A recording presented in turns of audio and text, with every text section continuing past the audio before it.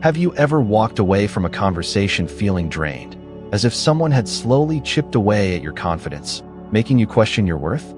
You're not alone. Many battle silently with the weight of toxic interactions, unsure of how to shield their hearts from the damage. We've talked about protecting your peace, setting boundaries, and responding wisely. But there's one foundation that holds it all together: self-respect. Without it, boundaries crumble, and toxic voices start to shape your reality. True self-respect isn't based on how others treat you. It's rooted in knowing your divine worth. You were created with purpose, crafted in the image of God. And no amount of criticism or manipulation can take that away. Toxic people thrive on making you doubt yourself. But the moment you stand firm in who God says you are, their power over you fades. It's time to reclaim your worth. Now, I want you to do something bold.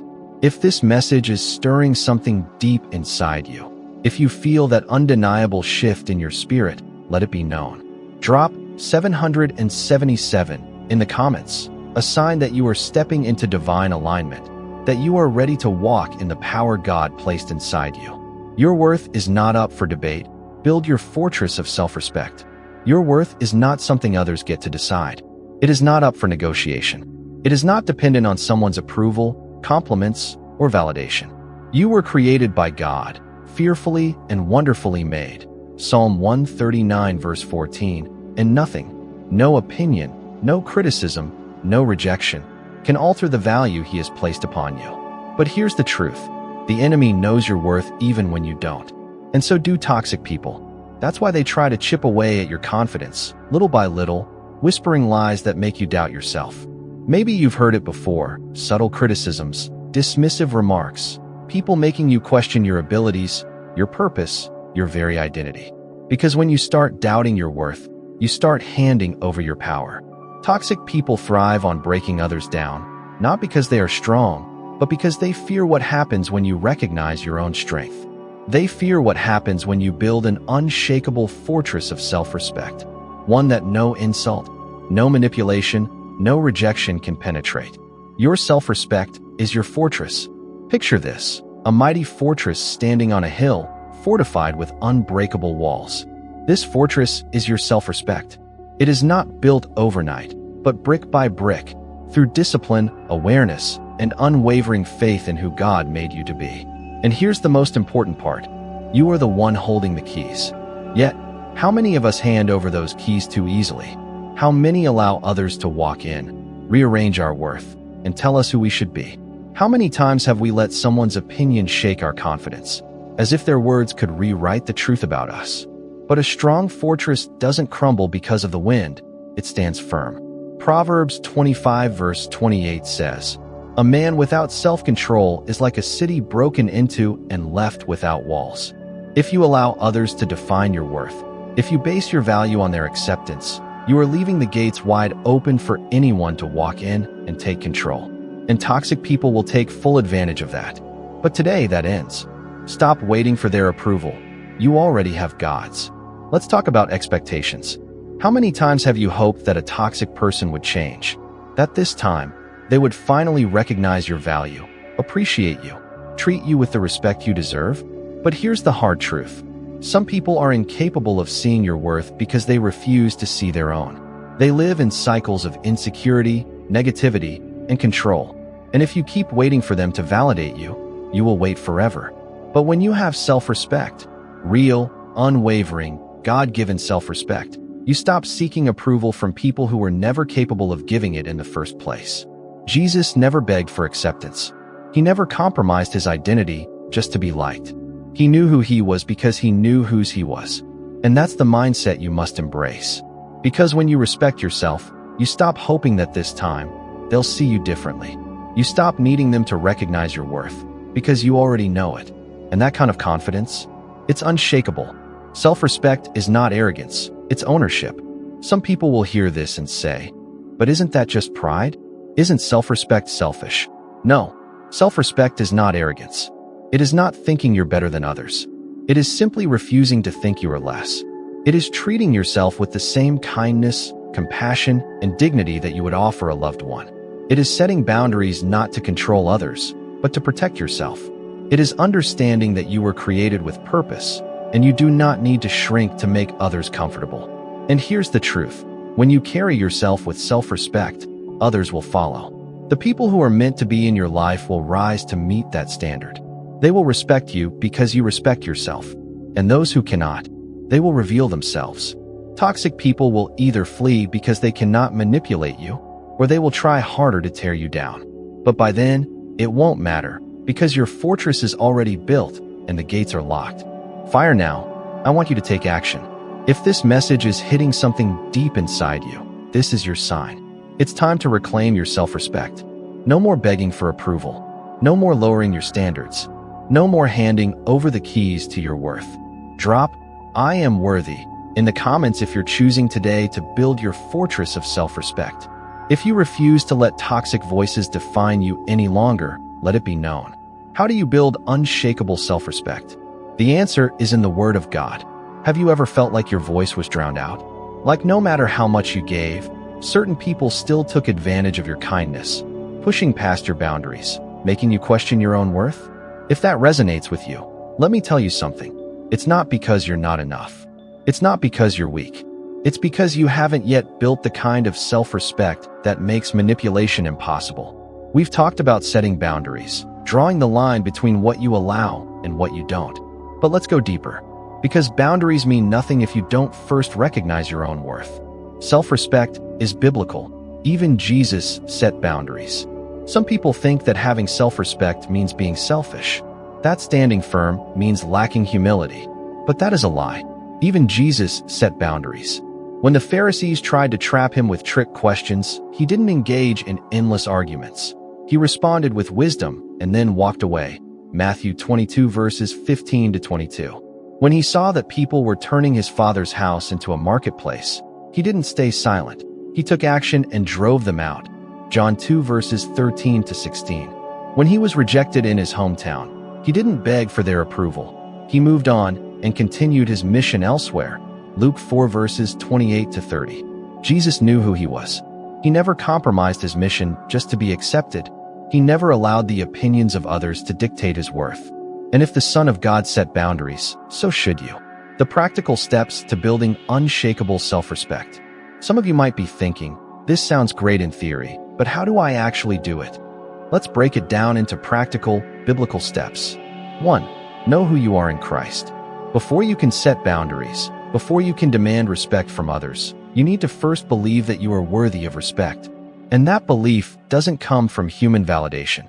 It comes from knowing what God says about you. You are fearfully and wonderfully made. Psalm 139 verse 14. You are chosen, not forsaken. 1 Peter 2 verse 9. You are loved with an everlasting love. Jeremiah 31 verse 3. If you base your worth on people's opinions, you will always be at their mercy. But if you base it on God's truth, nothing can shake you. 2. Align your actions with your values. Many people lose self-respect because they constantly compromise their values to please others. But every time you do something that goes against your true self, a part of you feels weaker. Ask yourself, what do I stand for? What am I unwilling to tolerate? Where am I currently compromising my beliefs just to keep the peace? Once you answer these, start living in alignment with them. This means saying no to things that violate your spirit, keeping your word to yourself, walking away from environments that do not honor who God made you to be. True self-respect is when your actions reflect your values, even when no one is watching. 3. Stop explaining yourself to people who refuse to understand. One of the biggest ways toxic people manipulate is by making you feel like you owe them an explanation for your choices. You don't. When Nehemiah was rebuilding the walls of Jerusalem, his enemies tried to distract him, calling him down to talk. His response, I am doing a great work and I cannot come down. Nehemiah 6 verse 3. When Jesus was falsely accused before Pilate, he remained silent. Matthew 27 verses 12 to 14. You don't have to defend yourself to people who have no intention of respecting you. 4. Know when to walk away. One of the most powerful acts of self-respect is knowing when a relationship, a friendship, or an environment is no longer serving your well-being. This is not weakness. This is strength. Abraham walked away from Lot when their conflict became too great. Genesis 13 verses 8 to 9. Paul shook the dust off his feet when people refused to receive the gospel. Acts 13 verse 51. Jesus told his disciples to do the same. If people don't accept you, move on. Matthew 10 verse 14. You are not called to convince people of your worth. When someone consistently disrespects you, gaslights you, or refuses to honor your boundaries, the most self-respecting thing you can do is remove access. You were never meant to beg for respect. You were never meant to live in fear of setting boundaries. How do you respond with strength and grace? A call to pray and share the gospel. Let me ask you something. How do you respond when you feel attacked, dismissed, or disrespected? Do you react with frustration? Do you try to prove yourself? Or do you let it shake your confidence? Now, what if I told you that your response is a reflection of where your faith is anchored? See, when your identity is rooted in Christ, you don't have to chase validation from people who were never meant to define you. You don't have to fight for approval because you are already chosen by God. And when you truly understand that, your reactions change. You don't get defensive. You don't shrink back. You stand firm in peace, clarity, and unwavering confidence. Jesus responded with purpose, not emotion. Let's take a moment to reflect on how Jesus handled opposition. When the Pharisees tried to trap him with their words, he didn't argue. He responded with wisdom. Matthew 22 verses 15 to 22. When he was mocked and insulted before his crucifixion, he remained silent, knowing his purpose was greater than their accusations. Matthew 27 verses 12 to 14. When Satan tempted him in the wilderness, he didn't engage in debate. He answered with scripture and shut it down. Matthew 4 verses 1 to 11. So let me ask you, when you face criticism, are you responding with the same wisdom and purpose? Or are you allowing toxic people to pull you into battles that drain your spirit? Pray before you react. Let God lead your response. If you want to stop reacting impulsively and start responding with power, it begins with prayer. Have you prayed about that difficult coworker? Have you asked God for wisdom on how to deal with that family member who constantly disrespects you? James 1 verse 5 says, "If any of you lacks wisdom, let him ask of God, who gives generously to all without reproach, and it will be given to him." Have you asked? Or are you still trying to handle things in your own strength? When you pray before you react, God aligns your heart with his will. He gives you discernment. He gives you peace. And suddenly, you're no longer caught up in the drama. You're walking in divine strategy. Your response is a testimony. Are you representing Christ? Now, let's get even deeper. How you respond to difficult people is a testimony. When others see your grace under pressure, when they see your ability to stand firm without being shaken, they take notice. And that is your opportunity to witness. Maybe that difficult coworker needs to see what a Christ-centered response looks like. Maybe that unbelieving family member is watching how you handle conflict. Maybe your ability to walk in peace is what will lead someone to ask, "Where do you get that strength?" And when they ask, that's your moment to share the gospel. Are you using your interactions as opportunities to reflect Jesus? Or are you letting your emotions dictate your response? A call to action: pray and share the gospel. Right now, I want you to do something powerful. Keycap 1. If there is someone in your life who challenges your peace, commit to praying for them today. Ask God to give you wisdom and patience in your interactions. Keycap 2. If you know someone who needs to hear the truth of God's love, don't wait. Share the gospel with them. It could be as simple as sending them a message, sharing a verse, or praying for an opportunity to speak life into them. Keycap 3. Drop "I choose wisdom" in the comments if you are ready to let God lead your responses instead of reacting from emotion. Because the moment you let God take control, you stop being a victim of other people's behavior. You become a vessel for his purpose. Who are you praying for today? Who needs to see Christ through your actions? Let's talk about it below. Mastering self-respect, the power to command your own life. Do you walk into a room and demand respect without saying a word?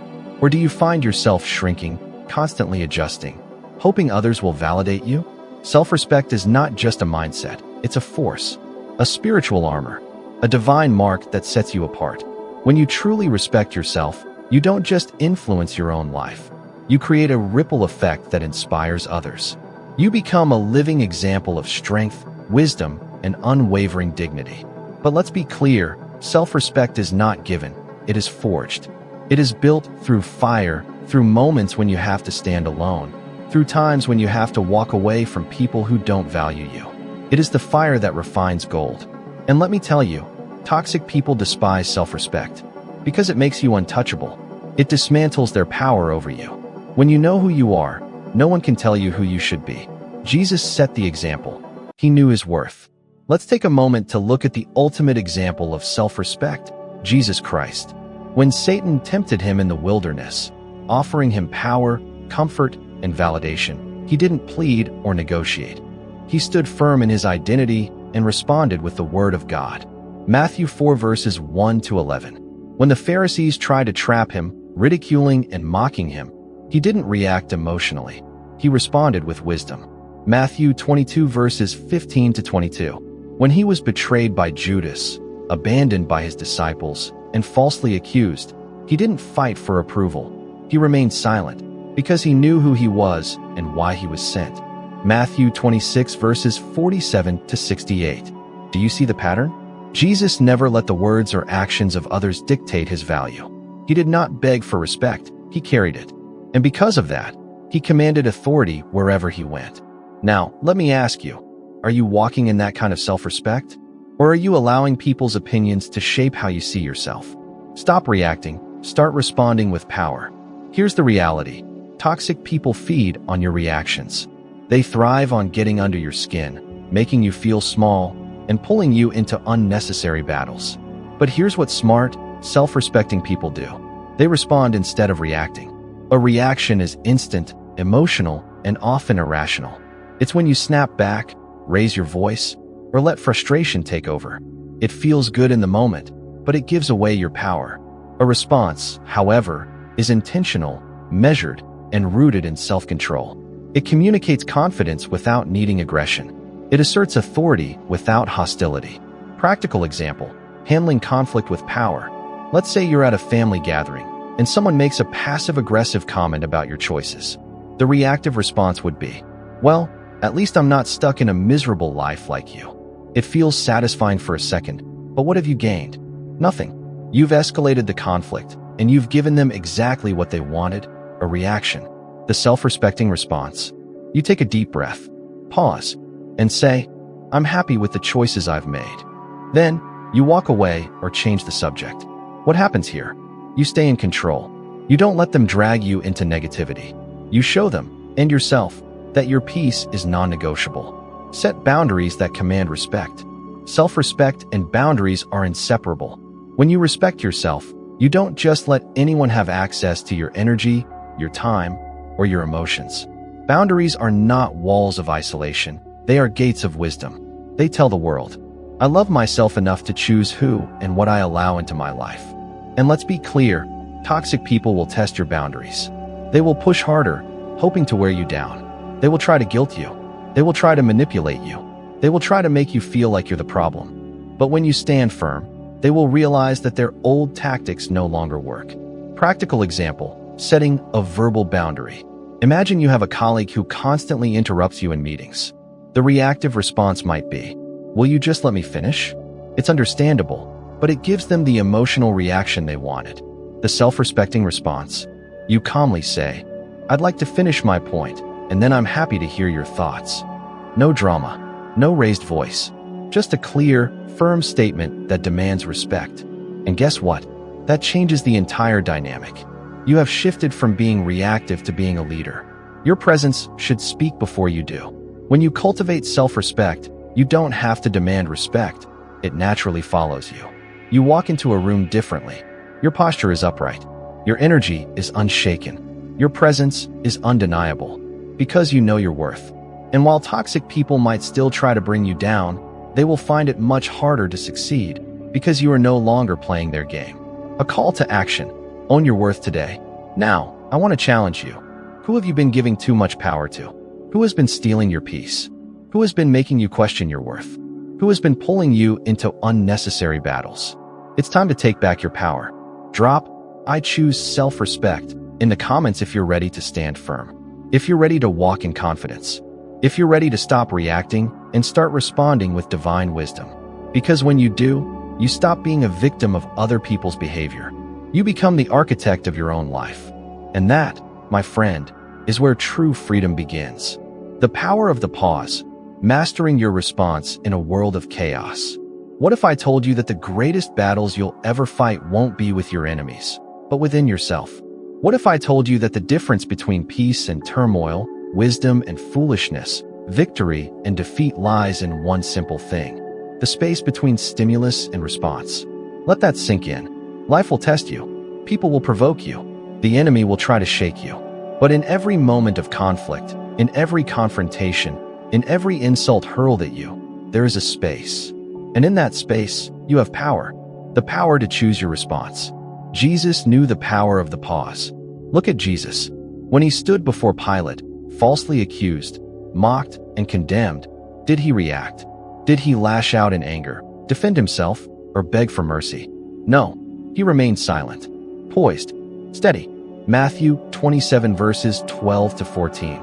Because he understood something most people never will: silence is power. Control over your emotions is power. Choosing your response is power.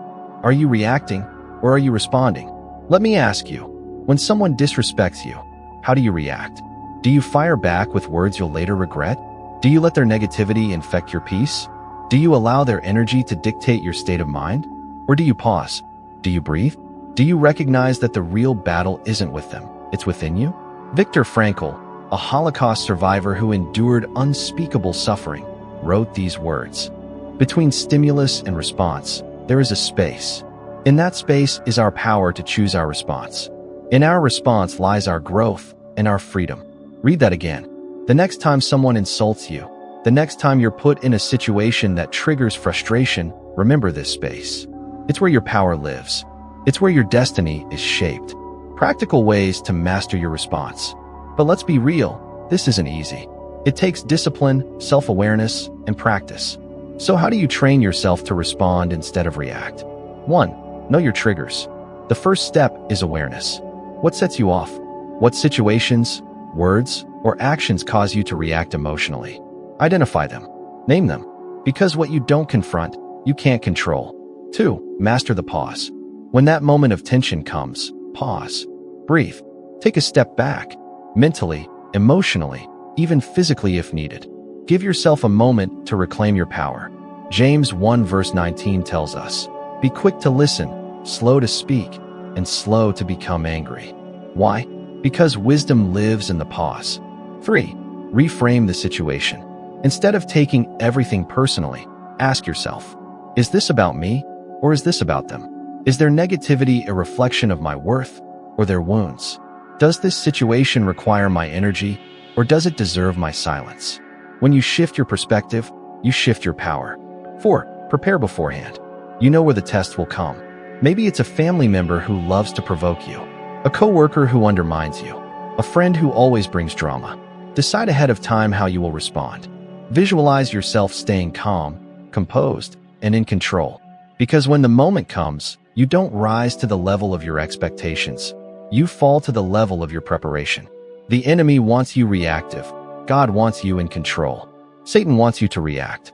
He wants you to be impulsive, emotional, easily provoked. He knows that if he can control your reactions, he can control your peace, your relationships, even your destiny. But God has given you a spirit of power, love, and self-discipline. 2 Timothy 1 verse 7. Self-control is a fruit of the Spirit. Galatians 5 verses 22 to 23. It is the mark of someone who is led by God, not by emotions. So I challenge you. The next time life tests you, pause. Don't react in anger. Don't let negativity steal your peace. Don't allow someone else's brokenness to dictate your emotions. Instead, choose your response. Because in that choice lies your freedom.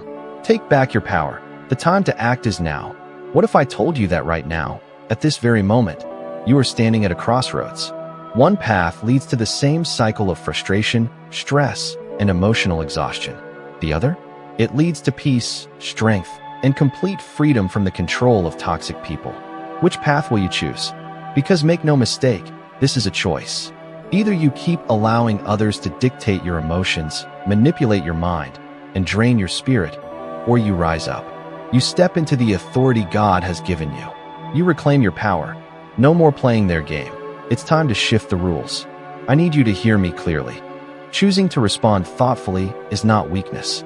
It is not silence in the face of disrespect. And it is definitely not tolerating abusive behavior. It is the ultimate power move. When you learn to respond instead of react, you strip toxic people of their ability to control you. They want you flustered? You stay calm. They want you angry? You remain composed. They want to drag you into their storm? You stand so firmly in God's peace that their chaos can't touch you. Jesus himself set this example. When the Pharisees tried to trap him with their words, he never reacted impulsively. He responded wisely, intentionally, powerfully. And that's what you must do. Recognize the patterns, break the chains. The enemy doesn't come up with new tricks. He just repeats the same old patterns. And toxic people, they do the same. Think about it. Have you noticed how certain people in your life seem to always use the same tactics? The same passive-aggressive comments? The same emotional guilt trips? The same manipulation disguised as concern? That's not an accident. It's a script, a pattern they've used because it works. But here's the game changer. The moment you recognize the pattern, you take away its power. The toxic person in your life relies on your predictable reaction. They count on you getting defensive, getting emotional, giving them control. So what happens when you don't play along anymore? They get frustrated. They get thrown off. They lose their grip on you. The smartest move you'll ever make. Imagine this. You're in a meeting, and that one colleague, the one who always undermines you, strikes again. They dismiss your idea before you even finish. The old you would have gotten defensive, fought harder, let them pull you into a battle. But not this time. Instead, you pause. You breathe. And then, with complete confidence, you say, I appreciate your perspective, but let's hear from the rest of the team before we decide. Boom. No anger. No frustration. Just power. You've just shifted the attention away from them. You've refused to engage in their game. You've taken control of the room without ever raising your voice. And here's the secret. The more you do this, the stronger you become. Every time you refuse to react the way they expect, you are training yourself to break free. You are rewriting the script. You are shifting the dynamic. Why you must act now. Listen carefully. This isn't something you should think about or try later. This is urgent. Every day you delay, you're giving away more of your peace. Every time you let someone else push your buttons, you're surrendering control of your emotions. Every moment you hesitate, you're allowing toxic people to dictate your reality. And that ends today. This is your wake-up call. God didn't create you to be controlled, manipulated, or drained by other people's dysfunction. He created you to stand strong, to walk in peace, to set boundaries that protect your spirit. The power to break free, it starts with you. What if I told you that the biggest battle you will ever fight is not with others, but with yourself? We all have patterns, deeply ingrained habits, that dictate how we respond to conflict, criticism, and manipulation. Some of us shrink back, avoiding confrontation at all costs. Some of us lash out, driven by anger and frustration. Others bend over backward to keep the peace, even at the expense of our own dignity. But here's the truth. Your patterns are either building your strength or keeping you in chains. So let me ask you, are your responses serving you? Or are they keeping you stuck in the same cycle over and over again? It's time to take a hard look in the mirror. Because if you don't change the pattern, you'll keep repeating the same battle with different faces. Recognizing the enemy within. The real war isn't just with toxic people. It's with the part of yourself that keeps playing into their hands. If you always shrink back when someone disrespects you, you send a message that your voice doesn't matter. If you always explode in anger, you make it easy for manipulative people to label you as the problem. If you always try to please everyone, you become an easy target for control. These reactions don't serve you. They don't bring peace. They keep you bound. And that's why self-awareness is your first weapon. Ask yourself right now, how do I usually respond when someone crosses the line? Do I shut down, lash out, or try to smooth things over? Has that response ever brought me true freedom? If the answer is no, then it's time to shift. The power of the pause, your ultimate weapon. Here's something most people don't realize. There is always a moment, a split second, before you react. That moment is a doorway. It is the space between being controlled and taking control. Viktor Frankl, a man who survived the horrors of the Holocaust, said this. Between stimulus and response, there is a space. In that space is our power to choose our response. In our response lies our growth, and our freedom. Do you see it? Freedom is found in the pause. When someone attacks you with words, manipulates you, or tries to provoke you, stop, breathe, step back, and choose. Do you react like you always have? Or do you respond with wisdom and authority? Because when you pause, you reclaim your power, breaking the cycle, forcing toxic people to adapt. Let me tell you something most people don't understand. Toxic people operate on a script. They say the same things. They push the same buttons. They provoke the same emotional reactions because it has worked before. But what happens when you don't react the way they expect? What happens when you no longer get flustered? What happens when their words no longer have power over you? They lose control. At first, they may escalate. They may push harder, test you, try to regain their grip. But if you stay firm, if you keep breaking the pattern, they are forced to adapt. They lose their grip. You regain your peace, recognizing red flags before it's too late. Here's something else you need to know. Most toxic situations don't start as disasters. They start with small red flags that we ignore. Why? Because we want to believe the best in people. We tell ourselves, they're just having a bad day. They didn't mean it. Maybe I'm overreacting. But here's the hard truth. Red flags don't disappear. They multiply. So how do you recognize a toxic pattern before it traps you? Consistent negativity. Are they always finding something wrong? A lack of accountability. Do they ever take responsibility for their actions? Drama follows them. Everywhere they go, there's conflict. If you see these signs, pay attention. Because ignoring them doesn't make them go away. It only delays the inevitable. The decision you must make, right now. You have a choice in front of you. You can continue reacting the way you always have, giving others power over your emotions, your peace, and your life. Or you can decide, right now, that things will change. You can decide to break old patterns, to pause before you react, to recognize red flags early and walk away when necessary. This is not just about handling toxic people. This is about reclaiming your freedom. It is about standing in your authority, refusing to be manipulated, and walking in the strength that God has given you. Your call to action, it's time to take a stand. If this message is speaking to you, if you know that this is your let the world know, you are no longer controlled by toxic patterns. You are no longer reacting on autopilot. You are choosing wisdom, peace, and power.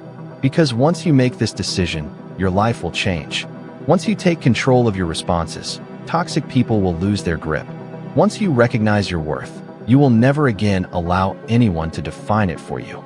This is your moment. This is your breakthrough. This is where you take back your power. The connection between self-respect and emotional intelligence. Self-respect and emotional intelligence are not just connected. They are inseparable forces that define how you navigate the world. When you truly respect yourself, you master the art of emotional intelligence, because self-respect demands control over your reactions, discipline over your emotions, and an unshakable sense of self-worth. It means refusing to be a puppet to someone else's toxicity, never allowing external chaos to dictate your internal state. Toxic people thrive on emotional manipulation. They bait you, push your buttons, and test your limits, hoping to provoke a reaction that feeds their control. But emotional intelligence, rooted in self-respect, renders their tactics useless. It gives you the power to step back, assess the situation objectively, and respond with calculated precision rather than impulsive emotion. The moment you stop letting people control how you feel, you strip them of their power. True self-respect is the ability to recognize what is and isn't worthy of your energy. It's knowing that your peace is non-negotiable. Emotional intelligence teaches you how to manage your emotions without suppressing them, acknowledging anger without being consumed by it, feeling disappointment without being derailed. It's about mastering the space between stimulus and response, choosing clarity over chaos, and standing firm in your own identity no matter what's happening around you. Think of self-respect as a fortress and emotional intelligence as the gatekeeper. The fortress protects your sense of worth, while the gatekeeper decides who gets access to your energy. Without emotional intelligence, your gates are wide open, allowing negativity to flood in, letting other people dictate your emotions. But with it, you become selective, intentional, and unshakable. You decide how and when to engage. You don't allow petty provocations to rob you of your power. Some people mistake emotional control for weakness, but make no mistake, it's the ultimate strength. It takes far more power to remain composed than it does to lash out. It takes wisdom to know when to speak and when to walk away. It takes self-respect to recognize that not every battle is worth fighting. When you elevate your emotional intelligence, you elevate your entire life. You no longer react, you respond.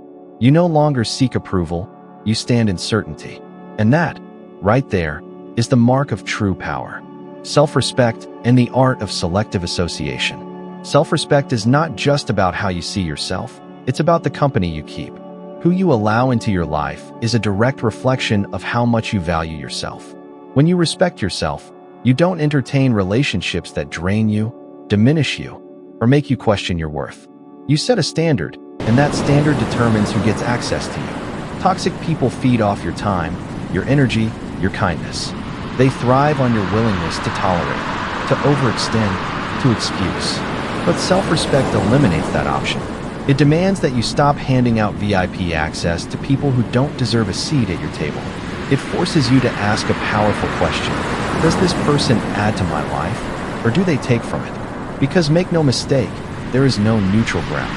Every person in your life is either elevating you or holding you back. Selective association is not about arrogance, it's about alignment. The people closest to you should reflect your values, your growth, your vision. They should challenge you in a way that strengthens you, not in a way that drains you. They should bring energy, not steal it. They should make you feel seen, not small. When you respect yourself, you don't beg for attention, you don't chase approval, and you certainly don't cling to relationships that cost you your peace. The truth is, not everyone deserves access to you. Not everyone is meant to go where you're going. Some people are only comfortable with you when you're struggling, doubting, or settling for less. The moment you start rising, the moment you start enforcing boundaries, they resist. They guilt trip you. They call you selfish. But hear this, protecting your energy is not selfish. Cutting ties with people who sabotage your growth is not cruel. It's necessary. You are not obligated to keep people in your life just because of history. Loyalty is a beautiful trait, but misplaced loyalty is self-sabotage. Surround yourself with those who inspire you, who push you to be better, who celebrate your success without resentment. And if that means walking away from people who drain you, so be it. Self-respect means making tough choices. It means choosing your future over your past, your peace over your guilt, your self-worth over their comfort, your time, your energy, your presence. These are privileges, not entitlements. And the moment you embrace that truth, your life will transform. The wrong people will fade. The right people will rise. And you'll move forward, lighter, stronger, unstoppable. The power of awareness. Recognizing patterns is about empowering yourself with knowledge. It's about seeing things clearly and making informed decisions about how to respond. And when you combine this awareness with the other strategies we've discussed, protecting your peace, setting boundaries, choosing thoughtful responses, you become incredibly resilient. You develop a kind of emotional armor, not in the sense of becoming hardened or closed off, but in the sense of being strong, grounded, and self-assured. You know who you are, what you stand for, and how you will and will not be treated. And that, my friends, is a powerful place to be. But there's another critical component to this process, one that smart people understand deeply, and that's the ability to respond instead of react. The space between stimulus and response. There's a psychological principle at play here that's worth mentioning. It's called the space between stimulus and response. Viktor Frankl, a renowned psychiatrist and Holocaust survivor, wrote about this in his book Man's Search for Meaning. Between stimulus and response, there is a space. In that space is our power to choose our response. In our response lies our growth and our freedom. Think about that for a moment. Between the toxic person's behavior and your reaction, there is a space. And in that space, you have a choice. You can choose to react impulsively, or you can choose to respond thoughtfully. And that choice makes all the difference. Cultivating the ability to respond rather than react. So, how do you develop this ability? It starts with self-awareness. You have to become aware of your triggers, those situations or comments that tend to provoke an immediate emotional reaction. Once you're aware of your triggers, you can start to create that space between stimulus and response. One technique that can help is mindfulness. When you practice mindfulness, You train yourself to observe your thoughts and emotions without immediately acting on them. You learn to pause, take a breath, and choose your response. This doesn't mean suppressing your emotions. It means acknowledging them without letting them control you. Another useful strategy is cognitive reframing. This involves changing the way you interpret a situation. Let's go back to that family gathering example. Instead of interpreting the passive-aggressive comment as a personal attack, you might reframe it as a reflection of the other person's insecurities or unhappiness. This shift in perspective can make it easier to respond calmly rather than react defensively. Boundaries and the power of thoughtful responses. Let's connect this back to what we discussed earlier about boundaries. When you set a boundary, toxic people will often test it. They might push harder, hoping to provoke a reaction. This is where the ability to respond thoughtfully becomes crucial. Instead of reacting defensively or angrily, you calmly restate your boundary. I've already mentioned that I can't take calls after 9 p.m. Let's find another time to talk. No drama, no emotional escalation, just a clear, respectful response. Here's another example. Imagine you're in a meeting at work and a colleague interrupts you repeatedly. The reactive thing to do might be to snap. Will you just let me finish? Again, understandable, but not particularly effective. A thoughtful response, however, might be, I'd like to finish my point, and then I'm happy to hear your thoughts. Notice how that response asserts your right to speak without creating unnecessary conflict. The ripple effect of thoughtful responses. And here's another important point. When you respond thoughtfully instead of reacting impulsively, you set an example for others. You become a model of emotional intelligence and composure. People notice that, and it earns you respect. It also has a calming effect on those around you. Emotional states are contagious. When you remain calm and composed, it can help diffuse tension and create a more positive atmosphere. The power of preparation. And let's not forget the power of preparation. If you know you're going to be in a situation where you're likely to encounter toxic behavior, take some time to think about how you want to respond. Visualize yourself staying calm and composed. Having a plan can make it easier to maintain your composure when the moment comes. Choosing thoughtful responses isn't weakness, it's strength. Now, I want to be clear about something. Choosing to respond thoughtfully doesn't mean being a doormat. It doesn't mean tolerating abusive or disrespectful behavior. Sometimes, the best response is to walk away. As we discussed earlier, sometimes it's to assert your boundaries firmly. The key is to do so from a place of strength and self-control, rather than from a place of emotional reactivity. Protecting your peace. Let's circle back to what we discussed earlier about protecting your peace.